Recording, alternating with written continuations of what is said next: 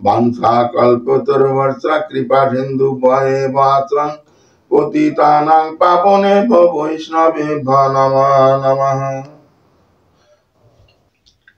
আজকে পাঠ হবে রুহিদাসের জীবনী এবং ধর্মরাজ যুধিষ্ঠিরের রাজস্ব যজ্ঞের কথা। গুরু রামানন্দের একটা প্রধান শিষ্য ছিলেন ব্রহ্মচারী।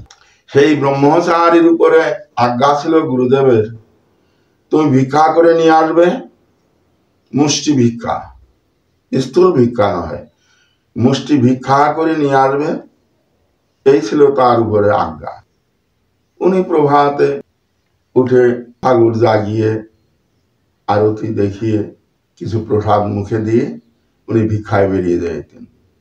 তো এ বাড়ি ও বাড়ি ওই হরিনাম কীর্তন করতেন, করে তিনি ওই মুষ্টি ভিক্ষা নিয়ে আসতেন। গুরু রামানন্দ সেই চাউল ডাউল সবজি যা পাইতেন তা দিয়ে ভোগ লাগাইতেন, ভগবান নারায়ণের রামচন্দ্রের দর্শন পাইতেন, ধ্যানে দর্শন পাইতেন। ভোগ লাগাইয়ে ধ্যানস্থ হতে হয়, ধ্যানে দর্শন পাইতেন, ভগবান তা স্বীকার করতেন, গ্রহণ করতেন সে ভোগ। কিন্তু একদিন আর ভোগ লাগাইয়েছেন, ও শিষ্যটা ভিক্ষায় গিয়েছে, যে পরে আর একদিন ভিক্ষায় গিয়েছে, গেলে সেদিন ঝড় বৃষ্টিতে ও ভ্রমণ করতে পারে নাই।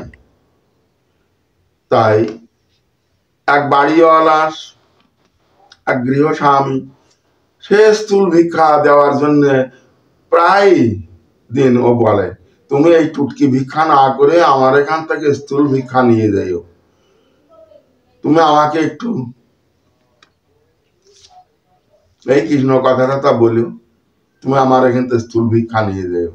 কিন্তু বলে না, গুরুর আজ্ঞা নাই স্থূল ভিক্ষা নেওয়া, তাই নেয় না। কিন্তু একদিন ঝড় বৃষ্টিতে কোথাও যেতে পারে নাই, ওই গৃহে স্বামীর গৃহের থেকে স্থূল ভিক্ষায় নিয়ে তার ফিরে আসতে হয়েছে। গুরু রামানন্দ সেই অন্ন সবজি রন্ধন করে ভোগ লাগাইছে, কিন্তু ভোগে ভগবান রামচন্দ্রকে দর্শন পাইলেন না, তিনি সে ভোগ গ্রহণ করলেন না, ফিরেও তাকাইলেন না ভোগের দিকে। শ্রী রামচন্দ্র মনে খুব দুঃখ এবং ব্যথা, যে একটা ভোগে ভগবানকে আজ উপবাস রাখলাম, কেন পাইলেন না? না, বিষয়ের অন্ন দিলে ভগবান তার খুশি হয় না, বিষয়ী লোকের অন্ন। আর এক জায়গার থেকে, যে গৃহের থেকে যে এনেছে সংসারী মানুষের অন্ন, সে তো বিষয়। দুষ্কৃতং হে মনুষ্য সর্বমান্যে প্রতিষ্ঠিতং যো যস্যান্নং সমশ্নাতি সতস্যস্নদি কিল্লিজ্জং। মানুষের সমুদায় পাপ অন্নের ভিতরেই নিহিত থাকে, অর্থাৎ যে যাহার অন্ন গ্রহণ করে সে তার পাপই গ্রহণ করিয়া থাকে। আর তাছাড়া বিষয়ীর অন্ন, সংসারী জীব তো সব বিষয়ী প্রায়, আর সে এক জায়গা থেকে স্থূল ভিক্ষা গ্রহণ করেছে, তার মধ্যে বিষয় ভরপুর। কাজেই ভগবানের দর্শন তো এখানে মিলবেই না, কারণ বিষয়ীর অন্ন খাইলে, বিষয়ীর অন্ন ভগবানকে দিলে তাতে মলিন হয় মন, মলিন মনে না দেখা যায় শ্রী গোবিন্দের দর্শন। তাই শিষ্যটাকে উনি অভিশাপ দিয়েছিলেন, যা, তোকে আমি নিষেধ করেছি বারবার, তোকে আমি প্রতিদিনই প্রায় আমি নিষেধ করি যে স্থূল ভিক্ষা কোথাও থেকে আনবি না, আর তুই যে কর্ম করেছিস সপা স্কুলে জন্ম নিয়ে যা। সেই শিষ্যটা পরবর্তীতে গিয়ে রেখে এক সপা স্কুলে জন্ম নিল, অর্থাৎ নিজ স্কুলে, রুহিকুলে জন্ম নিল। সেই পুত্রটা হয়েছে পরম এক, মনে মনে সে পরম ভক্ত। মার দুধ খাচ্ছে না, ছেলেটা দেখতে খুব সুন্দর, কেমন হাত পা লেড়ে খেলাধুলো করছে বটে, কিন্তু খাচ্ছে না। যত উজা বৌদ্ধ ফকির ফাঁকার সব দেখানো হয়ে গেল, কিছুই হলো না। ছেলে খায়ই না, দুধ দিলে কাঁদে, খাবে না, খায় না। এবার লোকজনে যারা বয়স্ক, যারা প্রবীণ, তারা বলছে এখানে একজন গোসাই আছেন রামানন্দ গোস্বামী, উনাকে একটু দেখাও তো। কবিরাজ নন, কিন্তু আমার এই নোংরা বাড়িতে উনি কি আসবেন? একে তো নিচ জাতি, আর তারপরে এই সদ্য প্রসূত, এই 6 দিন মাত্র গত হয়েছে, 6 দিন বের হয়েছে, 6 দিন গত হয়েছে, উনি কি আসবেন আমার এই মুসির বাড়িতে? তাহলে উনি দয়ালু, ওনাকে কথা জানালে, তুমি জানালে অবশ্য তিনি আসতে পারেন, যাও জানায় দেখো। ওই রামচন্দ্রকে স্মরণ নিয়ে গেল রামানন্দের বাড়িতে ছেলেটার বাবা ঋষি মশাই। রামানন্দকে সত্যি দর্শন পেয়েছে, পেয়ে যাইয়ে চরণের গোড়ায় হুবড়ি খেয়ে পড়েছে, স্পর্শ করবে না তো। তিনি পরম বৈষ্ণব, পরম ভাগবত রায় রামানন্দকে রাম অবতারে রামানন্দ গোস্বামী তার চরণে গিয়ে পড়েছে, কিন্তু স্পর্শ করে নাই, চরণে হাউ হাউ করে কাঁদতেছে। কিরে বাচ্চ, ওঠ, কি হয়েছে তোর? তাহলে বাবা আমার একটা পুত্র হয়েছে, আমাদের পুত্রটা আর 6 দিন কিছু খাইল না, আমি সামর্থ্য সব দেখাইছি, সে দুধেই মুখ দিচ্ছে না। ভালো আছে, সে এমনি ভালো আছে, কিন্তু 6 দিন সে কিছু খাইলো না, ও তো আর বাঁচবে না বাবা, আপনি একটু দেখুন। তার ঠিকানাটা নিল, জেনে নিল। আচ্ছা আচ্ছা, তুই কাঁদিস নে, ওঠ ওঠ ওঠ, তুই ওঠ, কাঁদিস নেন। তার মতো ও যে পরিষ্কার পরিচ্ছন্ন করে ঝাড়ঝুড় দিয়ে, ওই তুড়ি বুড়ি করে ঝাড়ঝুড় দিয়ে পরিষ্কার পরিচ্ছন্ন করে কাপড় চোপড়, ওর স্ত্রীকে অন্য কোনো কাপড়, নতুন কোনো পৃথক কোনো ধোয়া মোছা কাপড় পরায়, তাকে যত্ন করে ছেলেটারে পরিষ্কার পরিচ্ছন্ন করে রেখেছে। রামানন্দ গোস্বামী গিয়ে উপনীত হয়েছেন। রামানন্দ গোস্বামী ওই কোলের উপরে গুলোকে শোয়াই রাখো, শোয়াও, ওখানে বিছানায় শোয়াই রাখলো, সরে যাও, ফাঁকা হও। রামানন্দ গোস্বামী বাচ্চাটার দেখিল, আরে কিরে, কি হয়েছে? ও বাচ্চাটা চমকে উঠেছে। গুরুদেব, ওই সেই গুরুদেব, শিশু গুরুদেবের দিকে তাকাইয়ে অপলক নয়নে দর্শন করছে, চিনতে পেরেছে সে আমার গুরুদেব। আর গুরুদেবও বুঝতে পেরেছেন, আহারে আমি যে অভিশাপ করেছিলাম সপা স্কুলে জন্ম নিয়ে, সেই ব্রহ্মচারী শিষ্য আমার এখানে তুই এসেছিস, যাক আমার অপরাধ হয়েছে, মনে মনে ভাবছেন অপরাধ হয়েছে, কেন লঘু পাপে গুরুদণ্ড দিলাম। আচ্ছা বৎস, তুই কাঁদিস নে,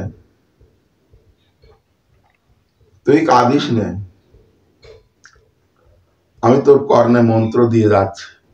না, আমি তোর এই মাকে ঝেড়ে দিয়ে যাচ্ছি। ওর মাকে কর্ণে মন্ত্র দিয়ে গেল, মহামন্ত্র, ওম নমো রামায়, ওম নমো রামায়, এই রাম মন্ত্র, ওম নমো রামায়, এই জপ করতে লাগো। এই জপ করবে, আরো দুধ দেবে, এই মন্ত্র জপ করবা, আর এই জল করে দিয়ে গেলাম, এই দিয়ে দুধ ধুয়ে রোজ সকালবেলায় উঠে দুধ দিয়ে ফেলে দেবে, সদাচারী হয়ে থাকবে, অর্থাৎ মাছ মাংস ইত্যাদি খাবে না, কোনো দিন খাবে না, তাহলে তোমার এই পুত্র পাবে না, থাকবে না। সদাচারী হয়ে থাকবে, কণ্ঠে তুলসীর মালা ধারণ করো, শীঘ্রই তুলসীর মালা কোথায় ছিল জোগাড় করে নিয়ে আসলো। ও স্বামী এই এনে দিল, দিয়েছে, তুলসীর মালাটা বেঁধে দিল, বলে তুলসীর মালা থাকবে আর সদাচারী হয়ে চলবে। কেমন? হ্যাঁ, মিথ্যা কথা বলবে না এবং অখাদ্য খাবে না, ভগবান রামচন্দ্রের ভজন পূজন করবে। আর এই রাম মন্ত্র দিয়ে গেলাম, ওম নমো রামায়, এই মন্ত্র তুমি জপ করবে। কেমন? আর ছেলেটারে ঝাড়ি ঝাড়ি দিয়ে গেল, দিয়ে তখন গুরু রামানন্দ চলে গেল। ছেলেটা চন্দ্রকলার মতন বেশ ধাই ধাই করে বড় হতে লাগলো, মার দুধও খাইতে লাগলো। মহা আনন্দে ওনার স্বামী স্ত্রী ভরপুর হয়ে গেল আনন্দে। কি না আনন্দ করে, জয় গুরু রামানন্দ, জয় গুরু রামানন্দ, জয় গুরু রামানন্দ বলে আনন্দ করে স্বামী স্ত্রী দুইজনে কি আনন্দ করে, জয় গুরু রামানন্দ। ওনার রামানন্দ শিষ্যের পরিবার হয়ে গেল। ছেলেটা বড় হয়ে উঠলো, দিনে দিনে ধাই ধাই করে বড় হয়ে যাচ্ছে। একদিন ছেলেটা বলছে, বাবা আমার উপনয়ন সংস্কারটা হচ্ছে না কেন? উপনয়ন সংস্কার না হলে আমি কি করে ভগবান রামচন্দ্রকে ভজন করবার অধিকার পাবো? শীঘ্রই করে আমার উপনয়নের ব্যবস্থা করে দাও। মানে উনি তো ব্রাহ্মণ, সেই ব্রাহ্মণত্ব যে স্বভাবটা ওর ভিতরে জাগ্রত হয়েছে, সেই বাবা শুনে অবাক হয়ে গেলেন। বলে কি, এই ছোট মানুষ, 8-10 বছর বয়স, 10 বছরও হয়নি, এই 7-8 বছর বয়স, বলে কি এই উপনয়নের কি বোঝে? এরকম করে বাবাকে প্রায় বলে, দৈনিক রোজই বলে, বাবা আমার উপনয়ন সংস্কারটা করে দাও, আমার উপনয়ন সংস্কারটা করে দাও।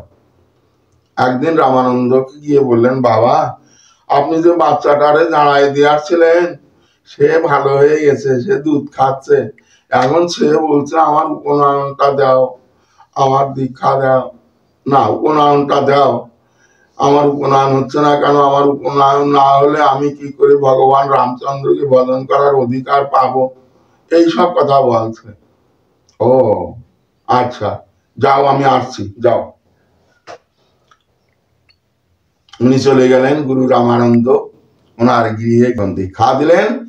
ছেলের মনের থেকে তখন উপনয়নের বায়না দূর হয়ে গেল মনের থেকে। আর আমার উপনয়ন দাও, উপনয়ন দাও বলে না, কেননা কৃষ্ণ মন্ত্র দীক্ষা হয়েছে।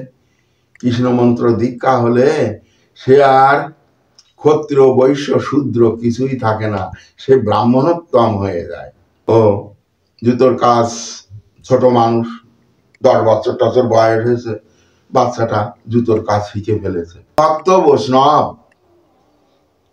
তিলক পরে, কণ্ঠে মালা, শিখা রেখেছে, রহিদাস নাম, রহিদাস নাম।